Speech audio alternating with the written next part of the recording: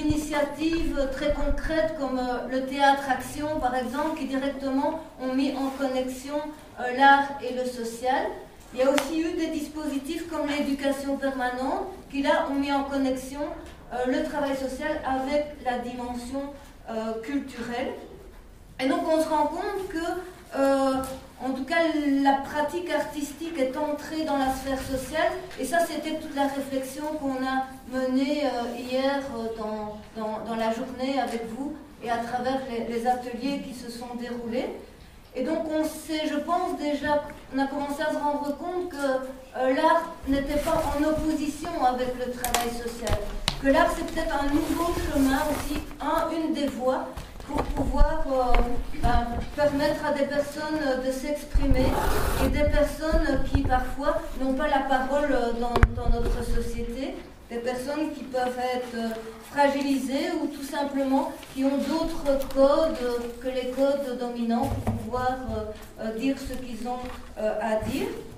Donc quelque part on est en train de redécouvrir l'art comme vraiment une voie en tout cas nouvelle et intéressante pour permettre à toute une population d'exister dans la société d'aujourd'hui et d'apporter son propre regard à ce qui se passe dans notre monde. Et en lien avec, on pourrait dire, cette évolution de la société, il y a différents dispositifs législatifs qui ont été mis en place dans notre communauté Wallonie-Bruxelles.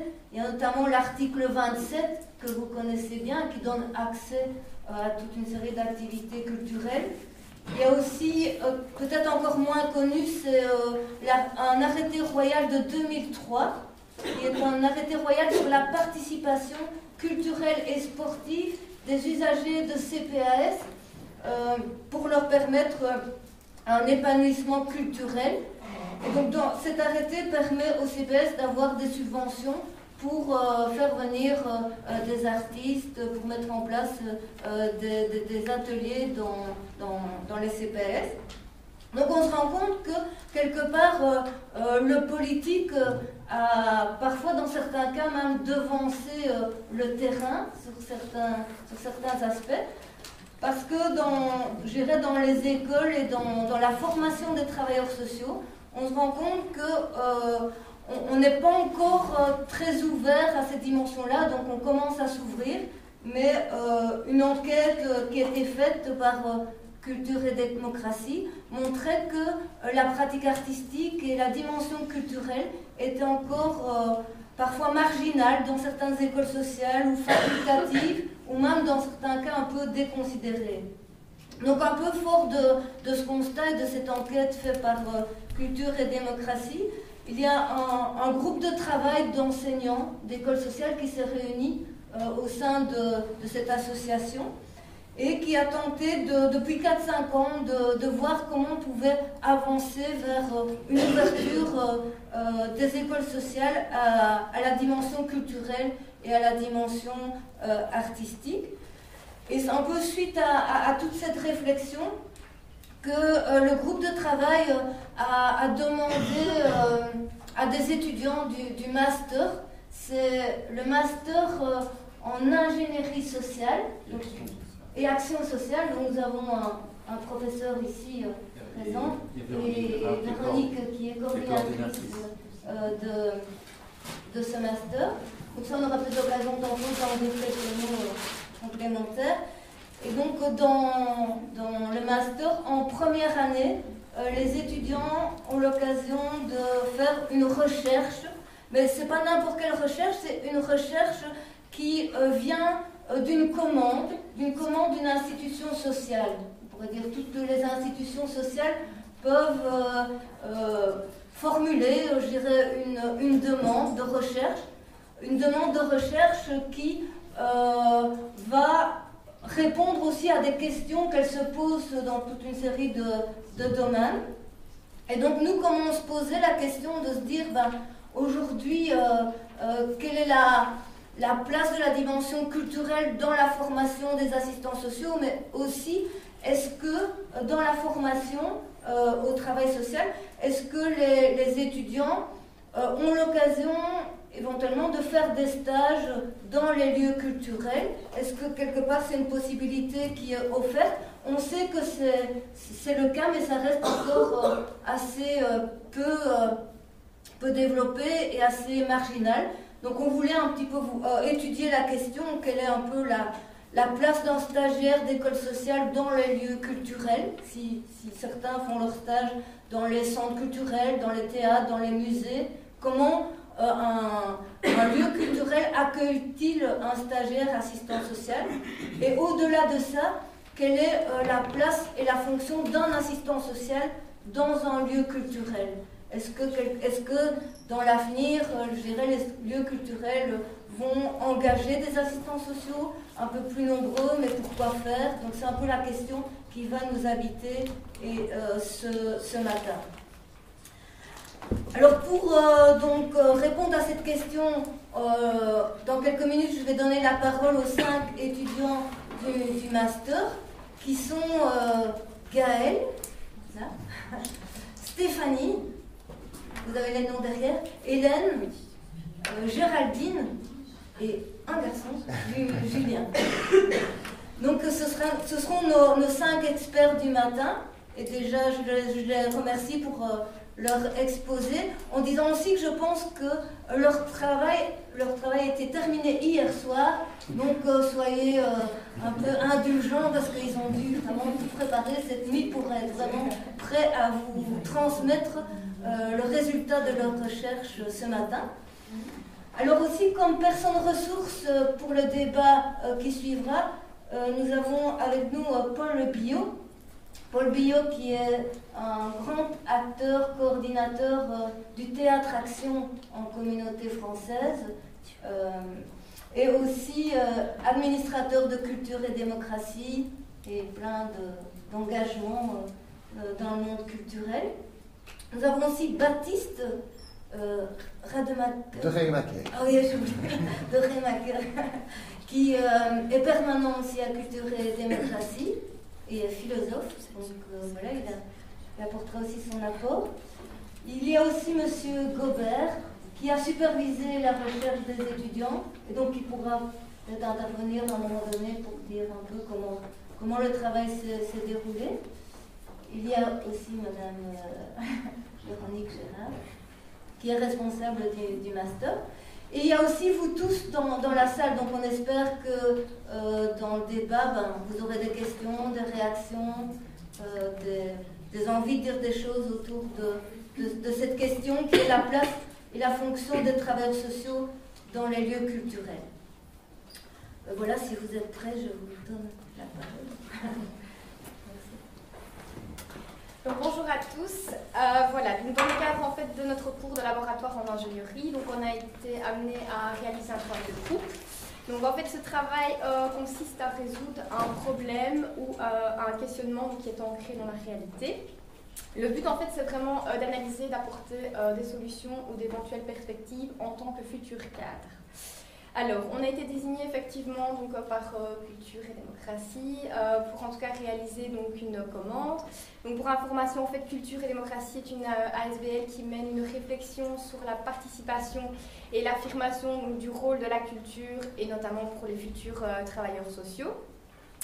Donc, l'objet de la commande, en fait, c'est de montrer l'utilité que pourrait avoir un travailleur social au sein donc, des lieux culturels. Alors nous, en fait, on a délimité un peu notre travail parce qu'effectivement, travailleurs sociaux, ça reprend toute une série de formations. Donc nous, on s'est limité aux assistants sociaux. Et lieux culturels, on s'est également limité aux centres culturels. Pourquoi les centres culturels? Parce qu'en fait, il y en a un peu partout en Wallonie et c'est facile d'accès. Voilà. Alors, dans notre présentation orale, on va tout d'abord vous présenter donc, la commande plus en détail donc, qui a été demandée par Culture et Démocratie. Par la suite, on va vous présenter les différentes méthodes que nous avons utilisées, notamment un questionnaire et des entretiens. Ensuite, donc, on a fait une analyse de ces entretiens. Donc, ça vous sera exposé. On s'est appuyé donc, en fait, sur 3 théories. La théorie de Bourdieu, la théorie de Boltanski et l'outil 2011 qui a été créé donc, par Culture et Démocratie également. Et alors, nous terminerons en fait par une série de recommandations et une conclusion. Voilà. Alors, au niveau de la commande, en fait, c'est vrai qu'on s'est posé toute une série de questions. Tout d'abord, d'où vient cette recherche, pourquoi les lieux culturels? Et donc, en menant nos recherches et en ayant donc une discussion effectivement avec Culture et Démocratie, on a en fait réussi à avoir une piste. Et donc, cette piste, c'est quoi? C'était en fait mener une étude au sein donc, des centres culturels, voir un petit peu le rôle qu'un assistant social pourrait en tout cas y occuper, mais autre qu'un accompagnement simple, comme on peut l'entendre, donc avec des problématiques sociales courantes, quoi. Donc c'était de voir un petit peu les compétences qu'un assistant social pouvait avoir dans un centre culturel et voir ce qu'il pouvait y apporter. Et par rapport à ça, voir si un stagiaire assistant social pourrait en tout cas y trouver sa place et voir si ça répondait en tout cas aux attentes des écoles sociales. Et donc, vraiment, le but de la commande, ça a été donc de définir la fonction d'un assistant social dans ces centres culturels et démontrer les apports que celui-ci ou qu'un stagiaire pourrait offrir à un centre culturel, notamment par rapport à la mission d'éducation permanente de ce dernier. Donc, je vais passer maintenant la parole à Géraldine qui va vous présenter les différentes méthodes. Donc cette recherche en groupe nous a demandé de suivre une méthodologie particulière, précise, claire et structurée afin de respecter les échéances données par l'école et les commanditaires. Cette recherche a été réalisée en collaboration avec notre superviseur, M. Gobert, et avec les commanditaires. Donc des rencontres ont été programmées avec notre superviseur et ces rencontres ont jalonné la période de notre recherche. La collaboration avec les commanditaires s'est faite essentiellement avec Paul Billot et Baptiste de Renecker. 2 rencontres ont été nécessaires durant la période de recherche. La première rencontre nous a permis de clarifier la commande. La deuxième nous a permis d'échanger avec une grande partie de l'équipe de Culture et Démocratie. Nous sommes allés dans les locaux de Culture et Démocratie. Et nous avons partagé notre recherche, en tout cas l'avancement de notre recherche. Le moyen de diffusion lors de ce travail était les mails. Donc c'était le plus efficace afin de collaborer avec les différentes personnes. Alors notre méthodologie de recherche. Nous avons débuté notre recherche par l'exploration de la question, en lisant des documents principalement de la SBL Culture et Démocratie, en visitant leur site internet. Nous avons également pris connaissance des décrets qui décrivaient les missions des centres culturels. Cela nous a permis de mieux comprendre les concepts utilisés par Culture et Démocratie et ainsi mieux cibler la commande. Nous avons ensuite analysé les différents programmes de formation des assistants sociaux. Donc nous avons analysé 12 programmes des écoles wallonnes afin de constater les cours à prédominance culturelle. Le questionnaire était un moyen pour nous de récolter un certain nombre d'informations auprès d'un certain nombre de centres culturels. Donc ce questionnaire était destiné à connaître la tendance qui est: y a-t-il des assistants sociaux qui travaillent dans les centres culturels? Est-ce que les centres culturels accueillent des stagiaires assistants sociaux? Et donc, dans ce questionnaire, nous avons aussi émis la possibilité de réaliser un entretien avec les directeurs des centres culturels. Donc, nous avons établi un listing de 115 centres culturels qui sont reconnus par la Fédération Wallonie-Bruxelles et nous leur avons envoyé le questionnaire. Pour récolter un nombre suffisant pour notre recherche, nous avons envoyé 2 rappels aux centres culturels afin de réceptionner assez de réponses. Après le dépouillement des questionnaires, nous avons élaboré le guide d'entretien. 2 entretiens ont été passés préalablement afin de tester la faisabilité et la cohérence de ce guide.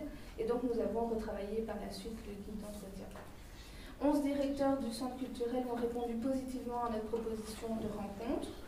Donc nous les avons contactés afin de disposer d'un entretien pour approfondir la question de la place de l'assistance sociale et pour connaître un peu leur avis sur les compétences de l'assistance sociale, ce qu'ils pourraient apporter en tout cas dans leur centre culturel. Gaëlle va vous présenter maintenant l'analyse des questionnaires. Voilà, comme vous l'a expliqué Géraldine, on a envoyé un questionnaire, une lettre d'accompagnement à 115 centres culturels, donc tous reconnus par la Fédération Wallonie-Bruxelles. Donc ce questionnaire, pour vous citer un petit peu brièvement le type de questions, la question principale était: un assistant social travaille-t-il actuellement au sein de votre centre culturel, oui ou non? Si oui, qu'est-ce qui avait motivé leur choix? Si pas, est-ce qu'ils étaient prêts à engager un assistant social dans le futur? Ensuite, pour recibler sur la question des stagiaires assistants sociaux, donc comme Géraldine vous l'a dit, il y a certaines écoles qui envoient des stagiaires dans des centres culturels, mais proportionnellement très peu. Donc on a vu qu'ici à Cardel, il y en a quelques-uns, dans d'autres écoles c'est proposé, mais voilà, proportionnellement au nombre d'élèves, c'est assez court. Donc on voulait savoir si les centres culturels étaient ouverts à recevoir des stagiaires. Si jusque-là ils avaient eu des demandes de la part d'étudiants, s'ils les avaient acceptées, et quel bilan ils tiraient de cette expérience avec des stagiaires. La dernière question, évidemment, servait à savoir si les étudiants étaient disposés à nous recevoir pour un entretien, histoire d'approfondir un petit peu plus certaines questions. Donc, pour cet état des lieux, sur 115 structures interrogées, il y en a 35 qui ont répondu. Donc, c'est assez peu, mais pourtant, on a fait 2 rappels. Pas 3 parce que ça allait devenir de l'harcèlement, donc on a arrêté. Donc, la réponse est sans appel, comme vous le voyez sur le graphique. Sur les 35 qui ont répondu, il n'y a pas d'assistants sociaux actuellement qui sont engagés dans les centres culturels. Alors, c'est un phénomène qui est analysé par le type d'arguments donnés par les centres culturels. Donc, premièrement, il ressort clairement que les centres culturels considèrent que l'assistant social a des compétences plus administratives. Donc, selon eux, ils n'ont pas besoin d'engager un gestionnaire administratif de plus dans leur équipe de travail. Deuxième argument assez pesant, c'est le subside. Donc, ils ne sont pas subsidiés pour engager un assistant social et donc, ils n'ont pas les moyens, ne le font pas. Et s'ils avaient le moyen d'engager une personne supplémentaire, ils sont plus portés à engager des animateurs complémentaires qu'un assistant social. Donc là, on voit déjà bien émerger le problème de la vision d'un assistant social, même en dehors d'un centre culturel. Ils sont assez réduits à des activités administratives. Ensuite, donc, venant les réponses des stagiaires, avez-vous déjà eu des demandes de stagiaires en assistants sociaux? Alors, 27 ont répondu, n'en ont jamais eu. Ensuite, les 5 qui ont accepté de recevoir les stagiaires assistants sociaux ont tiré un bilan très différent. 2 considèrent que c'est une intervention positive. 2, que c'est un peu un doublon par rapport aux compétences des autres membres de leur équipe. Et un dernier qui a considéré que ce n'était pas pertinent d'engager ou de recevoir un stagiaire dans un centre culturel. Donc toutes ces données nous ont servi à élaborer un guide d'entretien pour vraiment cibler là où on avait le plus de questionnements. Des rencontres ont été faites évidemment avec ces centres culturels où on a eu de toute façon encore plus d'informations et ça remettait parfois en question le guide et donc on l'a réadapté par rapport aux entretiens suivants. Et Julien, mon collègue, a fait une analyse avec 3 outils assez intéressants qui sont les champs de Bourdieu, la théorie des mondes de Boltanski et bien sûr l'outil 2011 qui nous a été fourni par Culture et Démocratie pour avoir l'image d'un assistant social dans un centre. Donc voilà, moi ce que je vous proposais c'est de faire tout d'abord un dézoom.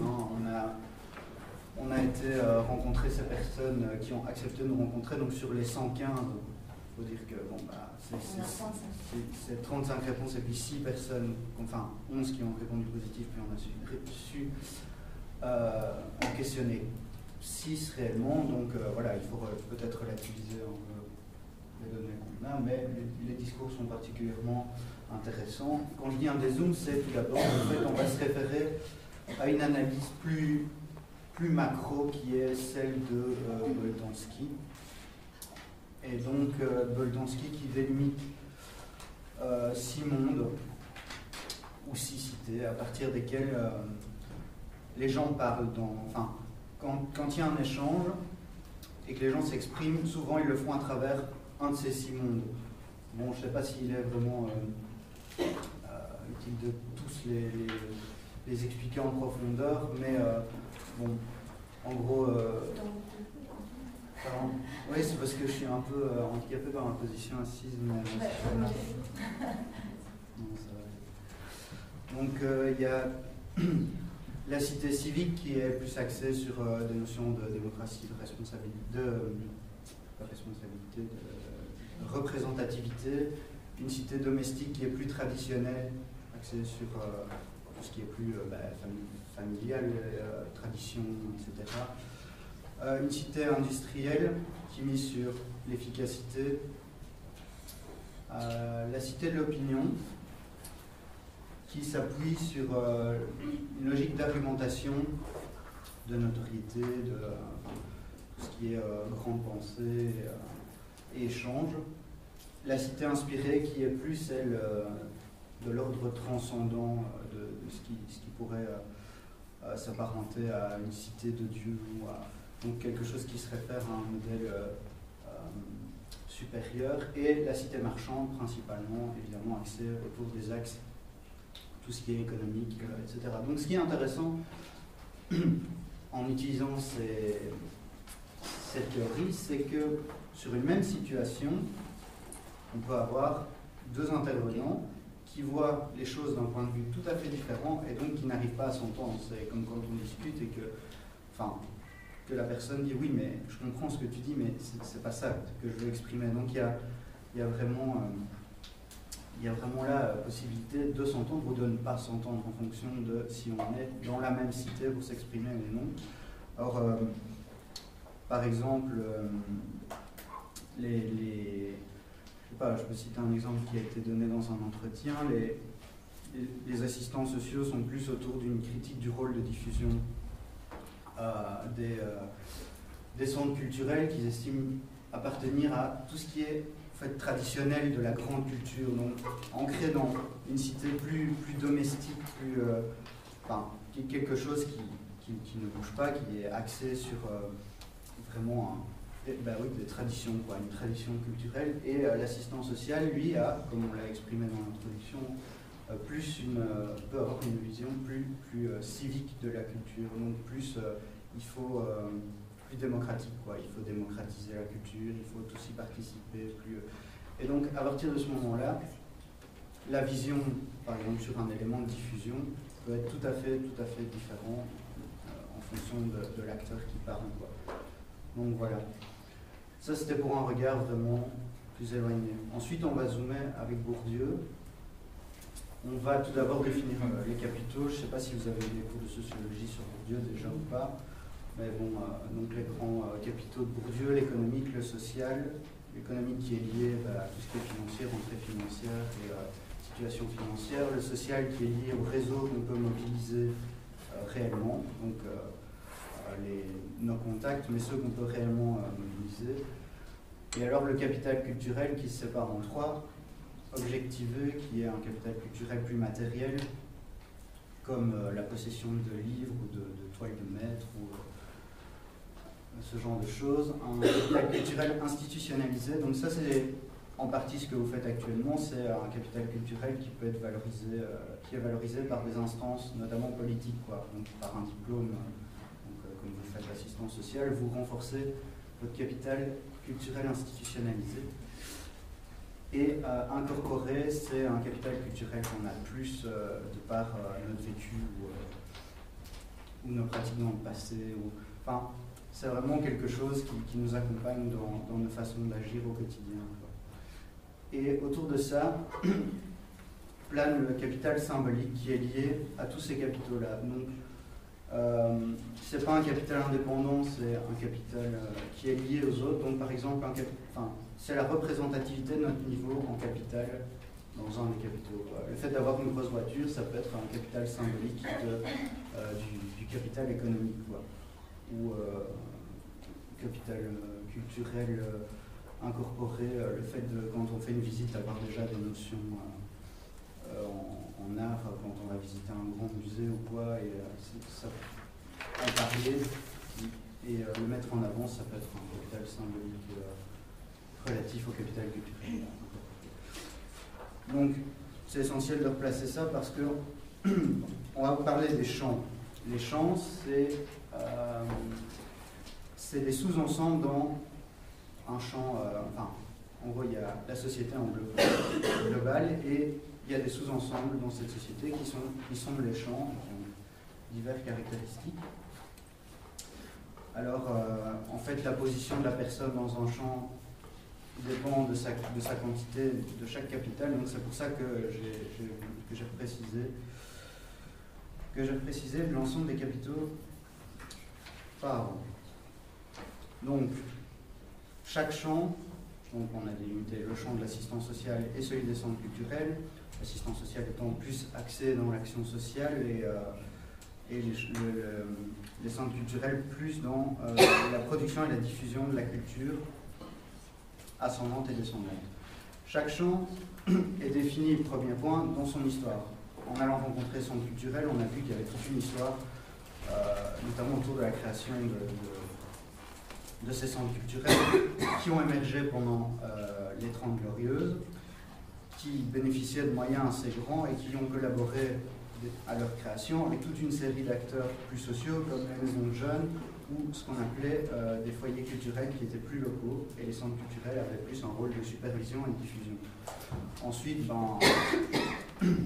la fin des 30 Glorieuses marque les restrictions budgétaires, c'est ce qui a été dit, et donc on va petit à petit restreindre les budgets et aussi la place du social dans le culturel, parce que la diffusion est favorisée, elle est parfois plus facile à réaliser.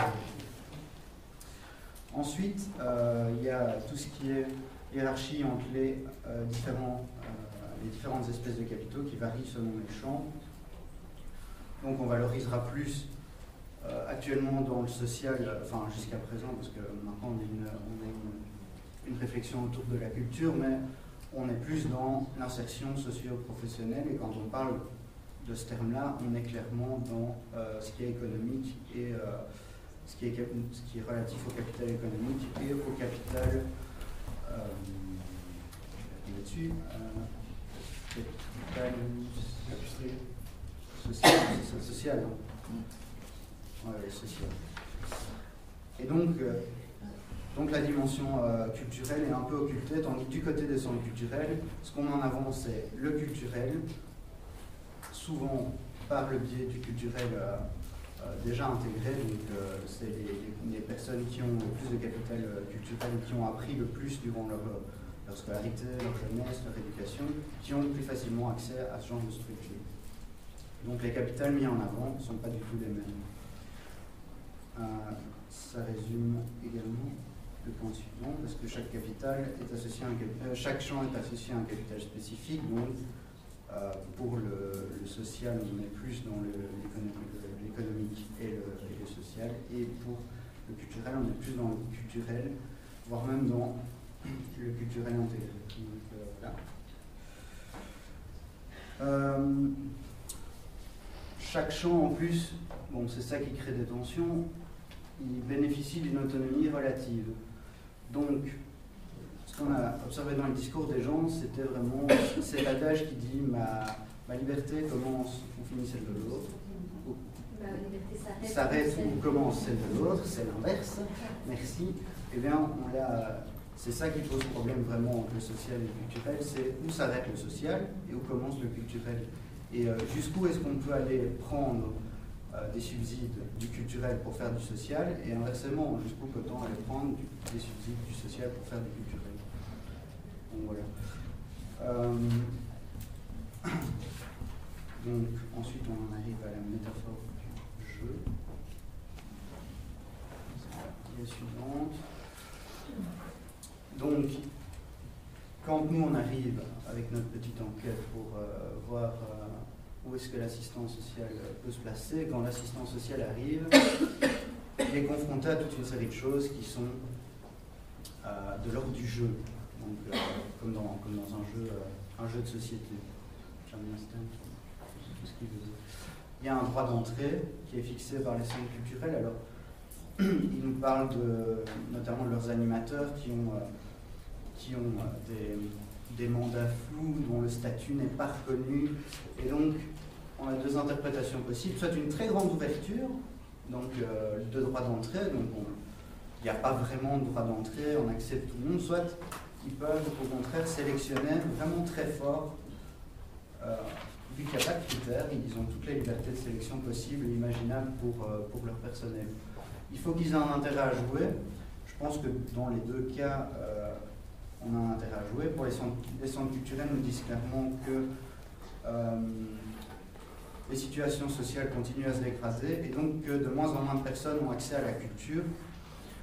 Et on en reparlera tantôt brièvement avec le capital symbolique que je vais réévoquer. Mais en gros, les gens, il y a de moins en moins de gens qui ont le bagage qui leur permet de pousser la porte dans le centre culturel. Donc ça, c'est l'intérêt pour les centres culturels. Et évidemment, l'intérêt pour les assistants sociaux, c'est de rentrer dans le culturel et d'agir sur la culture des personnes aussi, et pas seulement sur l'économique et le social, et se limiter.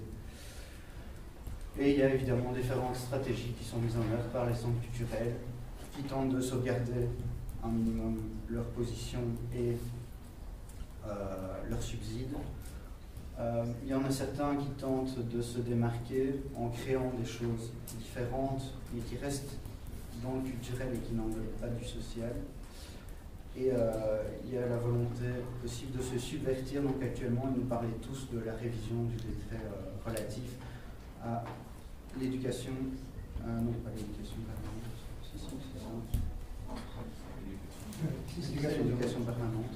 Donc apparemment, ce décret serait en train d'être revu et les centres culturels y participent. Donc, pour affirmer ou infirmer sûrement certaines compétences qui leur sont propres et qui sont propres au social. Donc voilà. En conclusion, on peut revenir sur les champs brièvement. Non, encore une dia en arrière. Donc ce qu'on voit, c'est que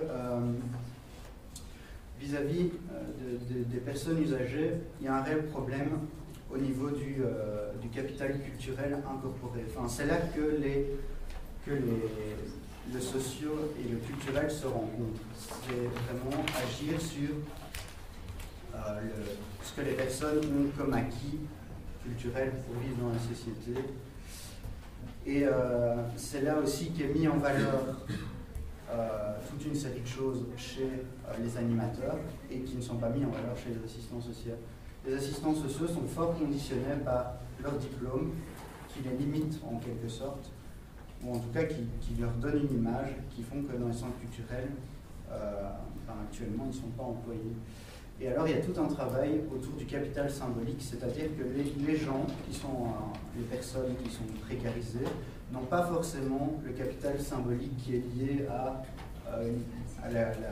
la culture, quoi. Donc, ils n'ont pas, soit ils ne savent même pas ce que fait le centre culturel, ou alors ils n'ont pas la tenue vestimentaire, ils ne sentent pas d'avoir la tenue vestimentaire pour rentrer, ou d'avoir la compétence de pouvoir analyser ce qui se ferait dedans, si c'est un atelier réflexif, ou même ils se disent on va pas aller voir non plus une pièce de théâtre du 18e, c'est plus d'actualité, ils n'en voient pas forcément l'intérêt non plus. Donc c'est vraiment autour de ce capital symbolique et articulé autour du capital culturel que l'assistance sociale pourrait agir, parce que les deux piliers économiques et sociaux, il les a déjà en tout cas il les met déjà fort en valeur dans sa pratique. Mais le problème, c'est que la situation d'une personne et sa place dans un champ, selon Bourdieu, repose sur 3 piliers. Et tant que le culturel reste à la traîne, il y a toute une série de situations qui ne peuvent pas s'améliorer. Donc le culturel pourrait être effectivement une piste d'action à ce niveau-là pour l'assistance sociale. Donc voilà, ce qu'on va faire, c'est mettre ça avec un outil beaucoup plus concret qui est l'outil, le référentiel des compétences de l'assistance sociale qui nous sort de l'outil 2011 de culture et démocratie. Donc voilà. Ce qu'on va faire, c'est l'afficher ici derrière, les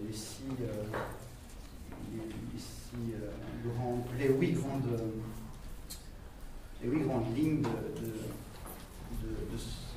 de ces compétences.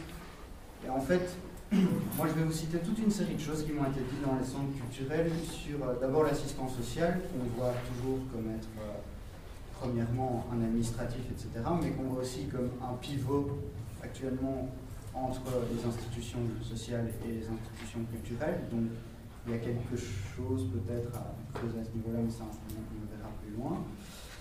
Quelqu'un qui a un travail de réflexion. D'autres le voient évidemment toujours comme un simple administratif, mais ça, c'est une image qui nous colle un peu à la peau de l'assistance sociale. Donc voilà. Et alors, pour le centre culturel, ce qui est comique, si vous regardez ses compétences, c'est que vous regardez ce qu'ils vous disent, c'est que le centre culturel doit être l'acteur d'intégration d'une grande partie des gens qui doivent réduire les écarts sociaux, qui doivent promouvoir une certaine mixité et être dans le relationnel, etc. Et notamment vis-à-vis des animateurs dont les compétences, eux, tournent autour d'une motivation, une autonomie de travail, une capacité à travailler dans la cohésion, un travail de participation, créer des échanges, aller vers les gens, animer des groupes, ne pas avoir peur de travailler avec des publics difficiles. Et donc, ça, ce sont toutes des compétences qu'on attribue à un animateur socio-culturel. Et étrangement, quand on regarde cette référence au niveau des compétences, eh bien, on se rend compte que le stéréotype ne reprend que certains points, plus identifier, analyser les situations sociales et identifier et questionner les contextes sociétaux et mettre en œuvre un processus d'intervention sociale, donc 3 points sur 8, et que toute la partie communautaire, gestion de groupe, etc., de ce référentiel, il est tout à fait occulté, mais sinon on se rend compte que l'image de l'assistance sociale est biaisée et que ces compétences, en tout cas en termes de compétences, ils pourraient certainement avoir un travail efficace au sein d'un centre culturel. Donc voilà, et la question des stagiaires, les 6 personnes que nous avons rencontrées sont tout à fait prêts à recevoir des stagiaires assistants sociaux.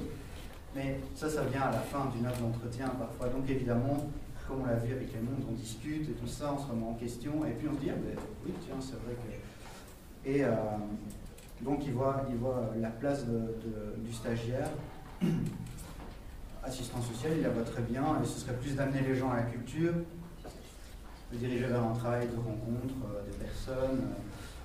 Il faut que sa spécialisation sociale, nous disent-ils, serve comme atout et pas justement comme frein. Et alors, évidemment, toutes les autres contraintes sont plus inhérentes au cadre de stage en lui-même ou à l'école, c'est-à-dire il faut pouvoir lui donner du travail, il faut qu'il y ait un intérêt dans le stage, ça même pour toutes les institutions. Donc voilà. Pour ma part, c'est l'analyse que nous avons fait des entretiens. Et nous avons quelques pistes et suggestions qui vont nous être présentées par Hélène.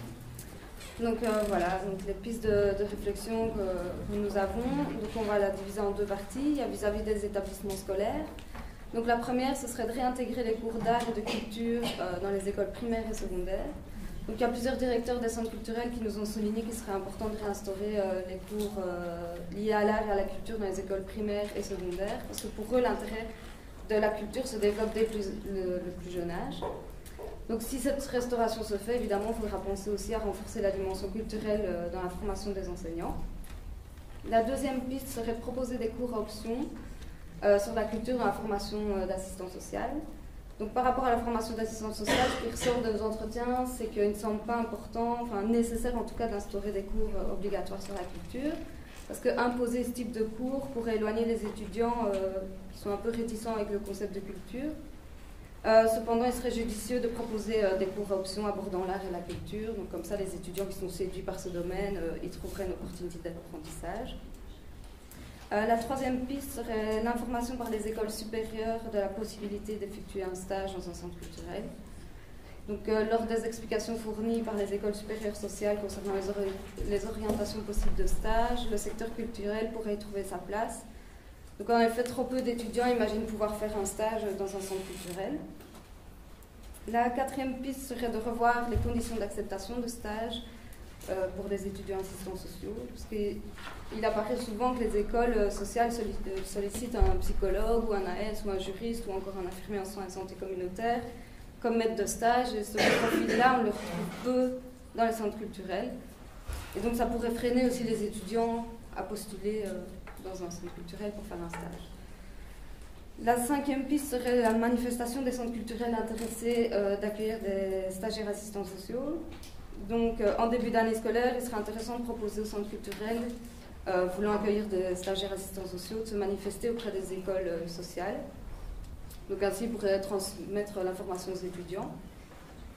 Alors, par rapport aux centres culturels, donc notre première piste serait la vision de l'assistance sociale par les centres culturels. Donc les résultats de notre analyse, comme on l'a déjà dit, montrent que certains centres culturels ont une vision faussée du rôle d'assistant social et de leurs fonctions, en les caricaturant parfois derrière le bureau, à remplir de la paperasse, etc. Et donc, ignorant les pratiques sociales de terrain, il serait judicieux de sensibiliser les centres culturels à la réalité professionnelle des travailleurs sociaux. Une deuxième piste serait de proposer des partenariats entre les centres culturels et les autres services. Donc, afin de mieux comprendre les missions de chaque institution, on pourrait imaginer créer un document reprenant l'ensemble des services qui existent dans la région et les compétences qui leur sont liées. Donc, ça permettrait aux centres culturels, souvent confrontés à des demandes pour lesquelles ils ne sont pas armés, entre guillemets, d'orienter les personnes en demande. Et puis cet outil pourrait servir évidemment pour toutes les autres institutions, pas seulement pour les centres culturels. Et alors la dernière piste serait d'interpeller les politiques quant à l'articulation du secteur culturel et du secteur social. Donc il apparaît que dans certains centres culturels, le manque de moyens est le premier frein à l'engagement des assistants sociaux et des travailleurs sociaux en général. Pourtant, il semble que le secteur culturel et le secteur social semblent indissociables. Donc on proposait aussi d'interpeller les politiques par rapport aux moyens, au manque de moyens par rapport aux décrets, etc. Je vais passer la parole à Stéphanie. Voilà, donc on passe à la conclusion. On l'a faite en deux parties. Tout d'abord au niveau point de vue général de la culture et point de vue de l'assistance sociale. Donc pour nous, la culture, elle peut être vue comme un moyen d'acceptation, c'est-à-dire donc pouvoir exprimer les différentes problématiques, les faits de société, l'image de la société et donc l'acceptation. La culture pourrait être vue comme un moyen d'intégration, c'est-à-dire de comprendre l'autre et poser un autre regard. Elle pourrait être vue comme un moyen d'émancipation, c'est-à-dire une ouverture vers l'extérieur et acquérir de nouvelles connaissances. Et elle pourrait être vue comme un moyen d'intervention. Donc ça permettrait de changer le rapport en fait, de force des intervenants. Et donc elle suscite plus l'action que la réaction, parce qu'on ne demande pas à l'autre de changer ses codes. Alors effectivement, un assistant social pourrait dans un centre culturel aller à la rencontre des différents services dans la commune, comment voir un petit peu le public cible, et peut-être avec ces différents services et publics cibles, en fait, créer une certaine dynamique, un partenariat, des liens, etc. Mais aussi pouvoir développer des attentes culturelles. Donc, par rapport à notre recherche, on a essayé de situer la place de l'assistant social dans un centre culturel. Les entretiens nous ont permis de faire une série de constats, et notamment, comme l'a dit Julien, effectivement, l'image, en tout cas que les centres culturels ont de l'assistance sociale est quand même biaisée. Mais à l'inverse aussi, les professionnels et probablement les étudiants ont peut-être un peu plus de mal par rapport à imaginer de faire un centre culturel, ou enfin d'aller dans un centre culturel ou d'y travailler en tout cas. Donc voilà, alors ce qui serait intéressant de voir, parce qu'effectivement ce sont deux champs qui sont encore cloisonnés et qui ne s'y rencontrent pas toujours, alors qu'ils pourraient effectivement s'entendre sur certaines choses. Et donc ça sera intéressant en tout cas dans un premier temps d'axer en tout cas dans la formation des sciences sociales certains cours orientés vers la culture. Mais pour ça, effectivement, comme l'a dit Hélène, il faut interpeller pour ça les politiques et que ça soit fait. Donc voilà, une question qu'on pourrait se poser, c'est quel argumentaire pourrait-on développer, en tout cas pour que ça puisse se faire. Voilà. Merci.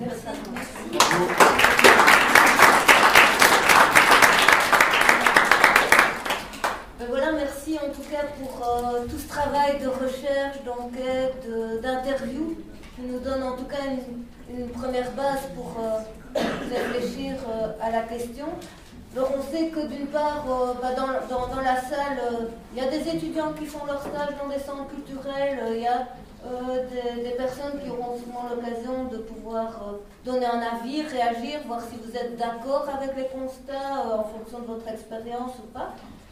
Et donc, avant d'engager le débat, on va vous proposer juste 5 minutes, une toute petite pause, cigarette pour ceux qui veulent, ou un peu prendre l'air. Et puis, vous mijotez un peu vos questions, vos réactions, et on démarre le débat.